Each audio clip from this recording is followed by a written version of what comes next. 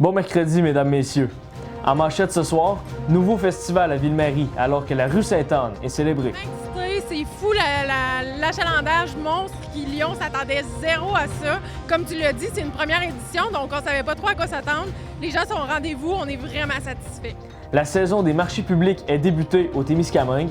Un bon pourcentage, un bon nombre de producteurs qui vont être présents, etc. Donc c'est à ça qu'on s'attend. Mais on s'attend à une belle saison. Et le golf est toujours une destination touristique de choix au Témiscamingue.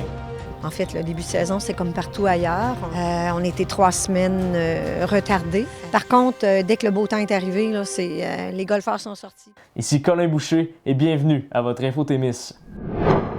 Des ouvriers du ministère des Transports inspectent le pont-barrage de la route 101 au Québec et de la Highway 63 en Ontario dès lundi le 7 juillet. La circulation s'y fait en alternance jusqu'au 11. Ces entraves peuvent être modifiées ou annulées en raison de certaines contraintes opérationnelles ou des conditions météorologiques. Consultez le Québec 511 pour en faire le suivi. Respectez la signalisation et la sécurité des travailleurs en place. Les marchés publics font leur début au Témiscamingue et ce jusqu'à l'automne. Au fil des récoltes, le bon goût de nos fruits et légumes ouvre l'appétit des gens d'ici.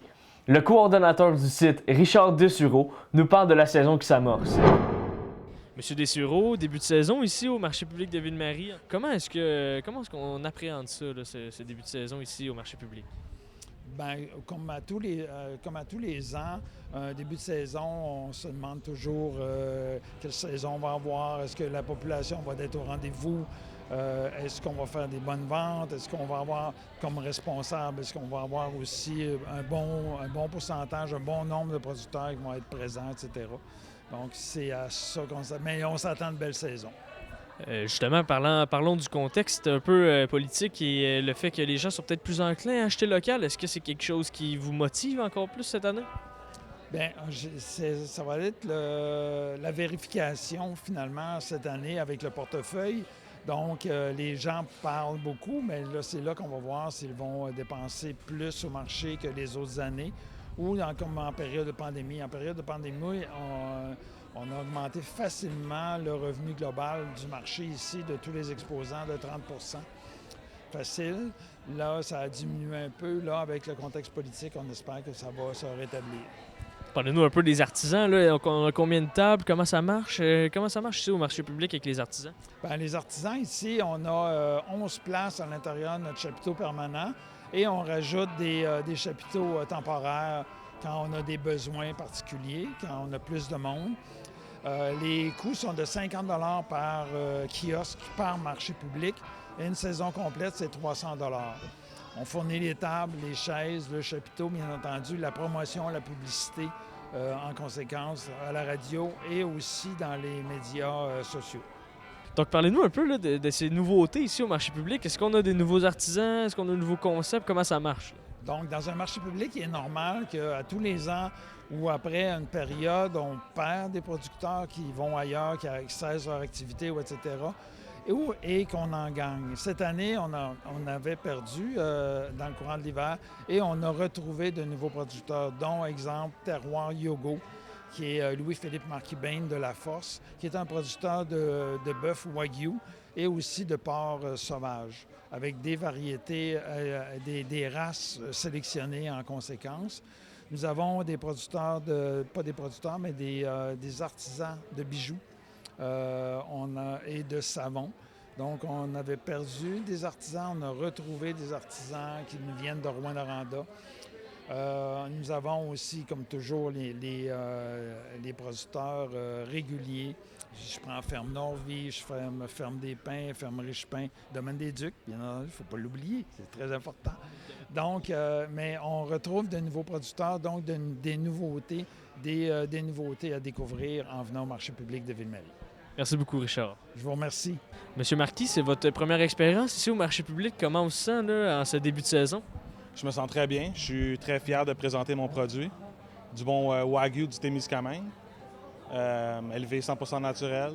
C'est un super bon produit. Donc, vous êtes ici là, au marché public. On s'attend à quoi là, pour cette saison ici au marché public cet été? Fait que je pourrais pas être ici tout le temps, là. Chaque jeudi, ça sera impossible, mais quand je vais pouvoir, je vais venir, puis je vais vendre des corps de bœuf pour ceux que ça l'intéresse.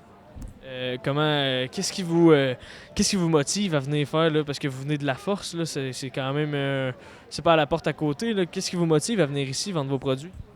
Moi, j'adore la région. Je trouve que c'est une super belle région. Il y a beaucoup d'opportunités pour des gens comme moi.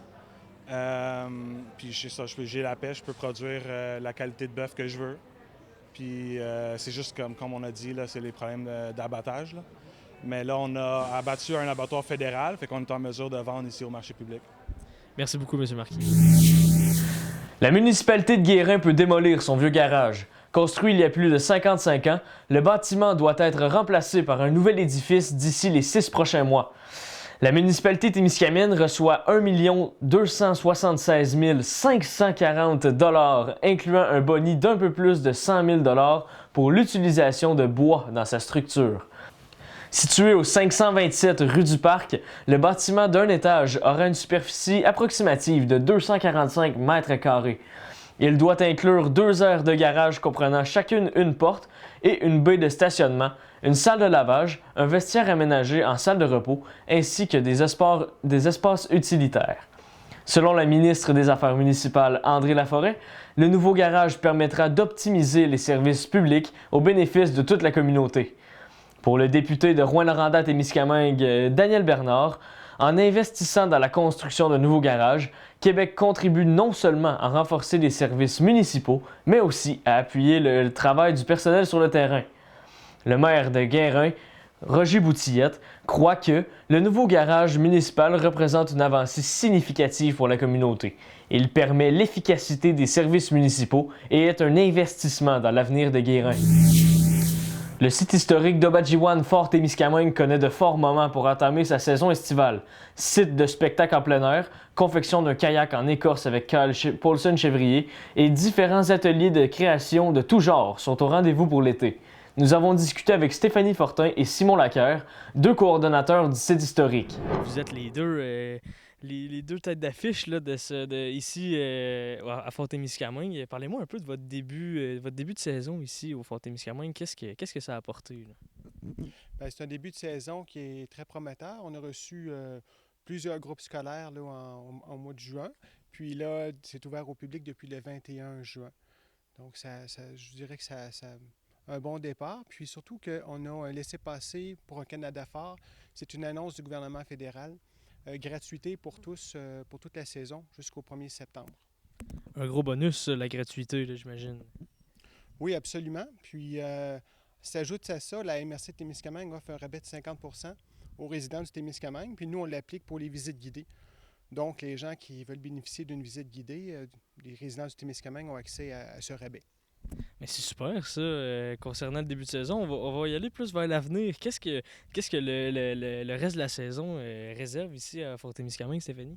Bien, justement, là, Simon en a un peu parlé avec les visites guidées qui sont offertes quotidiennement. Donc, on a un départ à 10h30 en anglais à tous les jours et à 13h30 en français aussi. Et ça, il y a un coût pour la visite guidée. Donc, c'est 11,25 $ pour les adultes, 7,50 $ pour les 0-17 ans. Mais avec le rabais de la MRC, bien, on a un 50 % aussi. Là, donc, ça vaut vraiment la peine pour faire la tournée du site, découvrir des anecdotes, le personnel du fort, les Premières Nations dont la présence humaine a été reconnue là, depuis 6000 ans aussi grâce aux fouilles archéologiques. Le chef, le commis, etc. Donc, les voyageurs, évidemment. Fait que ça donne vraiment là, un super aperçu. Puis, amenez votre visite. On invite la population là, à venir découvrir là, notre offre de visite guidée. Vous avez tout un échéancier ici, je crois, d'événements là, à Fort-Témiscamingue. Je parle de spectacles là, en plein air, la Fête du Canada. Est-ce que vous pouvez m'en parler un peu plus? Oui, moi, je vais vous parler d'un événement qui vient de se passer, qui est le 21 juin, la Journée nationale des peuples autochtones. Pour ceux qui l'ont manqué, ça a été un très bel événement, mais il est resté une œuvre d'art qui a été produite par une artiste de la région, qui est Nika Paul de Québec. Puis elle est affichée en face du cimetière autochtone. Donc, on invite les gens à aller apprécier ces œuvres d'art. Sinon, Stéphanie pourrait peut-être continuer avec la Fête du Canada et les autres événements à venir. Oui, alors le 1er juillet, bien, on a eu la Fête du Canada aussi, donc une belle journée de festivités. On a inauguré l'exposition de Marie-Claude Lefebvre, donc que les gens peuvent découvrir pendant tout l'été jusqu'au 1er septembre. On avait également Juliette Lefebvre-Tardif qui était en prestation musicale, donc une très belle journée d'activités avec du gâteau, des scones, du thé. C'est notre tradition pour le 1er juillet. Et du côté de nos autres événements, le vendredi 11 juillet, c'est Duhamel Ouest qui invite la population. Tout le monde est invité pour un pique-nique et cirque. En fait, les gens apportent leur lunch, puis il va y avoir un spectacle avec le Cirque Coligny et également avec l'artiste musical David Fleury, donc un spectacle musical aussi. Donc vraiment, là, ça va être, d'après moi, c'est une première avec du cirque sur la pointe au Badjiwan. Vraiment, tout le monde est invité. Et on a des ateliers aussi qui vont être offerts le 19 juillet, le samedi 19 juillet et le samedi 9 août. C'est des ateliers de fabrication de paniers en aiguille de pain. Et ça, avec des dégustations boréales aussi. C'est offert par le marché Mycélia champignons et produits du terroir. Donc ça, il y a un petit coût d'inscription de 25 $, mais tous les matériaux sont fournis. C'est de 13h à 16h30 et on apprend un savoir traditionnel, donc avec les aiguilles de pain, comment on peut former un panier, puis on repart avec le panier à la fin aussi. Donc vraiment 2 beaux ateliers, puis c'est tellement en lien avec la nature de notre site. On a des grands pins blancs, rouges, donc vraiment on trouvait que cet atelier-là correspondait bien à notre site aussi, là. Si vous aviez là, un message ou des choses à transmettre aux gens qui nous écoutent présentement, ce serait quoi un peu là, la mission du parc de Fort Obadjiwan ici, au Fort-Témiscamingue plutôt? Bien, Parc Canada, c'est certain que son mandat, c'est de mettre en valeur, mais d'éduquer puis de protéger celui historique-là. Mais je vous dirais que c'est quoi Obadjiwan de Fort-Témiscamingue? C'est un lieu de rencontre. Ça a toujours été ça. Les Premières Nations venaient se rencontrer ici. Après ça, les marchands de fourrure.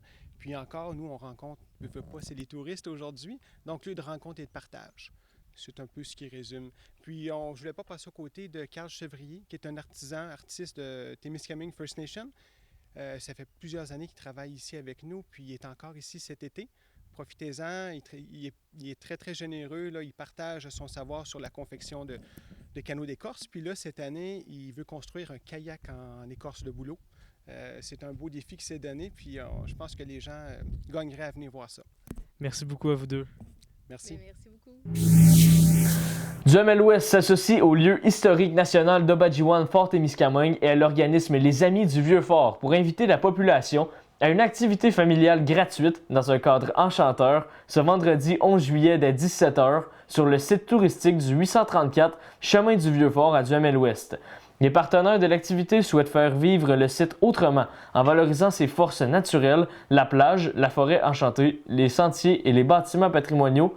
Tout cela en offrant une expérience à la fois festive, accessible et enracinée dans la beauté du lieu. Au culturel maintenant, le cirque Coligny séduit la municipalité de Lorrainville. Pirouettes et acrobaties de tout genre étaient au rendez-vous. Le cirque Coligny sera également en action au site historique d'Obadjiwan Fort-Témiscamingue ce vendredi 11 juillet. Bonne nouvelle pour les festivals régionaux, alors que près de 300 000 $ sont octroyés au Festival de la région. Parmi ces sommes, 40 000 $ pour la foire gourmande de l'Abitibi-Témiscamingue, du nord-est du Québec et du nord-est ontarien. La ministre du Tourisme et ministre responsable de la région de Lanaudière, Mme Caroline Proulx, et le caucus des députés de l'Abitibi-Témiscamingue sont fiers de confirmer une aide financière de 295 000 $ visant à soutenir des festivals et événements de la région qui se tiendront dans le courant de l'été et de l'automne. Les députés de l'Abitibi-Témiscamingue apportent un appui indéfectible au développement et à la croissance du tourisme. Chaque année, le programme d'aide financière aux festivals et aux événements touristiques permet de soutenir plus de 290 événements partout au Québec qui donnent lieu à quelques 24 millions de jours de participation. Selon le député Daniel Bernard de Rouyn-Noranda-Témiscamingue, festivals et événements touristiques créent des expériences mémorables pour les visiteurs année après année, contribuant à l'attrait de l'Abitibi-Témiscamingue. M. Bernard se dit ravi que le gouvernement du Québec appuie ces rendez-vous des plus divertissants qui favorisent entre autres le tourisme culturel et sportif dans la région.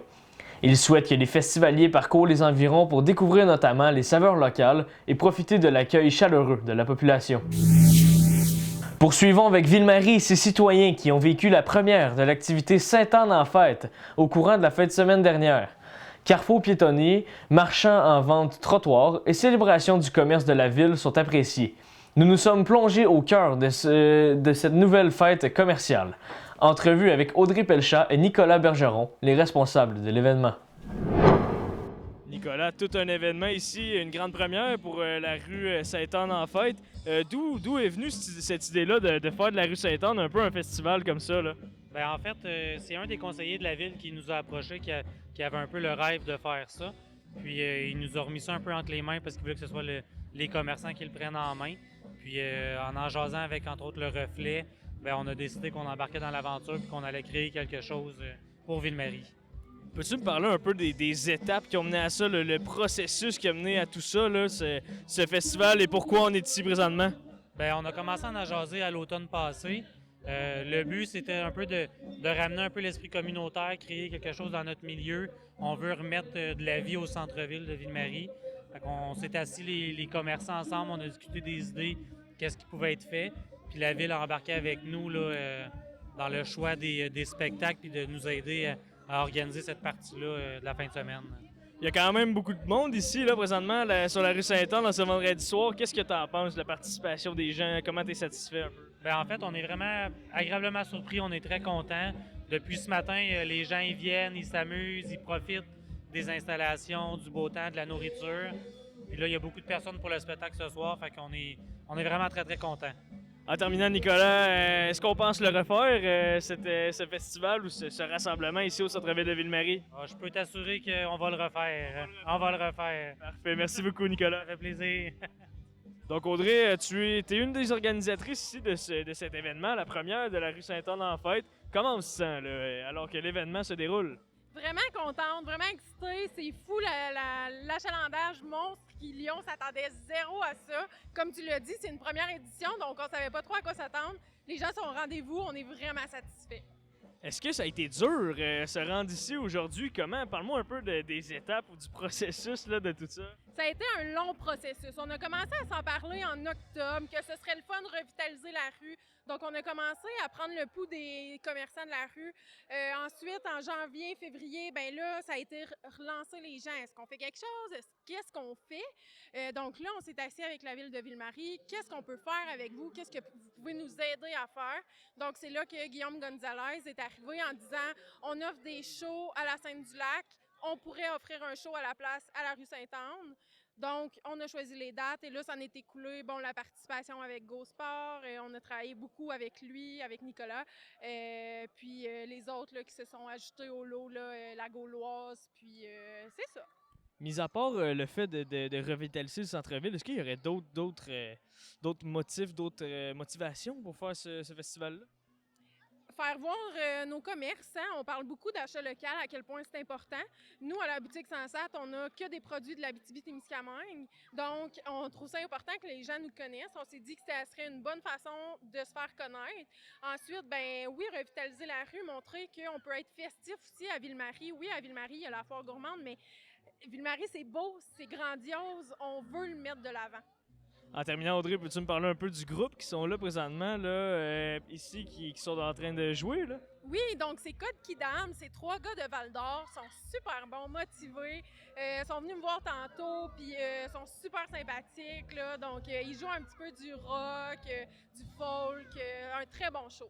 En terminant, Audrey, est-ce qu'on va le refaire l'année prochaine, cet événement-là? On va le refaire. Comment? Quelle date? Je sais pas, mais c'est sûr qu'on va le refaire. Il y a des détails à peaufiner, là. Exactement. Merci beaucoup, Audrey. Merci. Dans le monde du sport, les amateurs de golf seront ravis alors que le club de golf de Ville-Marie est populaire. La saison touristique bat son plein au Témiscamingue et invite les sportifs pour du golf à son meilleur. Les touristes s'amènent en grand nombre au club de golf de Ville-Marie. Malgré un retard de 3 semaines avant l'ouverture officielle, Ontariens, Américains et bon nombre de joueurs régionaux sont au rendez-vous. Notre entretien avec la copropriétaire des installations, Sonia Rivet. Sonia, au club de golf ici, c'est un début de saison, on pourrait dire mi-saison même déjà. Parle-nous un peu du début de saison, comment ça s'est passé? Là? En fait, le début de saison, c'est comme partout ailleurs. On a eu un début de saison de pluie. On était 3 semaines retardés avec l'an passé, ce qui paraît là, quand on commence un début de saison, puis pour l'engouement du golf. Par contre, dès que le beau temps est arrivé, là, les golfeurs sont sortis, puis je pense qu'ils avaient hâte de commencer la saison. Parfait. Ici, au club de golf de Ville-Marie, c'est quoi un peu votre clientèle? Est-ce que c'est plus des gens membres, des gens du Témiscamingue? Est-ce que c'est plus des touristes? Parle-moi-en un peu, s'il te plaît. Écoute, c'est assez diversifié. On a une belle clientèle de membres. On a une clientèle aussi de golfeurs qui achètent des passes de 10 parties, 20 parties. On a plusieurs personnes du Témiscamingue, de l'Abitibi-Témiscamingue. On a du tourisme, beaucoup de touristes en saison, à partir, je vous dirais, du mois de juin, juillet, août, puis même en septembre. On a des gens de l'Abitibi, on a des gens de l'Ontario qui viennent par bateau, qui arrivent au quai. On a des touristes aussi, même des États-Unis. Parce qu'il y a des pourvoiries, il y a des chalets autour du lac Témiscamingue, autour du lac Kippawa. Puis les gens, de plus en plus, connaissent le golf, puis viennent à notre club. C'est intéressant. C'est très, très intéressant. Ici, au club de golf de Ville-Marie, parce que vous ne faites pas juste du golf. Là. Il y a de l'événementiel aussi qui va un peu avec ça. Est-ce que tu peux m'en parler? Oui, on fait beaucoup de réservations de groupes. On voit une tendance aussi de parties d'employés reliés au golf. Alors, on offre le service de bar, restaurant, golf. On fait aussi des événements 5 à 7 pour des gens qui, même s'il n'y a pas de golf, on fait des parties beaucoup des parties d'école scolaires là, à la fin de l'année, des mariages. Et naturellement, nos tournois. On a des tournois régionaux, on a des tournois de clubs, tournois juniors, tournois seniors, les tournois d'ouverture, fin de saison, tournois des hommes, des femmes. Alors, oui, on a beaucoup d'événements. On se tient occupé, là, ici, au club de golf. Oui, exactement. C'est diversifié, puis c'est bon pour la business. Ça, comme on mentionnait tantôt, c'est la mi-saison. Là. C'est à peu près ici, au club de golf de Ville-Marie. Qu'est-ce qui s'en vient pour la deuxième moitié de cette saison-ci? Bien, on attend beaucoup de touristes. Puis, on a des tournois au mois d'août. Je vous dirais qu'on pense que, en tout cas, la saison va bien, malgré tout, là, malgré les 3 semaines de retard. On espère que la température va être de notre côté. Naturellement, là, de ce temps-ci, on nous annonce beaucoup de pluie. Puis effectivement, on a de la pluie, on a des orages, mais on a beaucoup de beau temps. Puis on espère que les golfeurs vont être au rendez-vous. On vous le souhaite aussi. Merci beaucoup, Sonia. C'est moi qui vous remercie. Voilà ce qui complète ce bulletin. Yvon Moreau vous revient pour davantage d'informations de chez nous ce vendredi sur TV Témis sur le web et YouTube. Surveillez la page de Témis TV sur Facebook. Près de 1500 abonnés s'y informent tous les jours, tout comme sur Instagram, où les nouvelles d'ici se succèdent. D'ici là, nous vous retrouvons au cœur de vos activités dans vos villes avec votre monde. Ici Colin Boucher, à bientôt.